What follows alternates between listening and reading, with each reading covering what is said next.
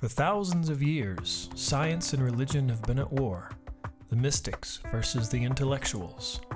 Questions remain unanswered. In a world where pain and suffering seem commonplace, comes a fresh look at human interaction and development.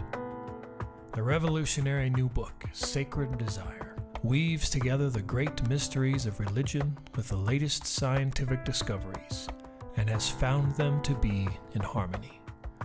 Not only will this book change the way you see the world, it leaves you with the ultimate realization that your physical and spiritual being were designed for one single purpose: to love. Sacred desire is that urge that urges us to connect with each other and to connect with God, creation, the universe. If you've ever looked at a newborn baby and seen how that baby looks at its caregiver, you see that urge and you see the two of them connecting. Martin Luther King said, "We are caught in an inescapable network of mutuality, tied in a single garment of destiny. Whatever affects one directly affects all indirectly." There's a part of our brain, cortex, that has to do with motor actions, so that if I pick up this book, the motor area of my cortex will light up. Right in front of that area is a premotor cortex, and what they discovered was that in that premotor cortex are what they call mirror neurons. So for example, when I pick up this book, my motor cortex lights up. But when you see me pick up this book, your premotor cortex with those mirror neurons light up because it's mirroring what I'm doing. This means that when you see me pick up this book, you've done it. In the book, I describe a friend of mine that I've known for, well, since 1995.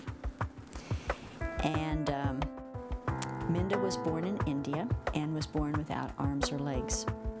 You would look at this and you'd think, oh, how tragic. But sometimes in the midst of tragedy, the sacred comes in. And because Minda could do nothing for herself, she needed to be touched. Everyone touched Minda. You didn't prop her up with a bottle in a bed. You held the baby, it held the bottle. It was very fun to cuddle up with because I didn't have arms and legs to get in the way.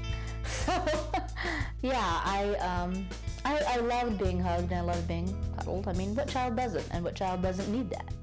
Eleanor Roosevelt said, "No one can make you feel inferior without your consent." And, you know, as hard as that is to believe, it really is true. I've always been very interested in painting. I've really always loved painting and art, and my mother never let any of her adopted girls, use their disability as excuses as to why they couldn't do something. She's like, just don't give me that you can't. You know, there are some things you know you can't do, but she just encourages us to do everything.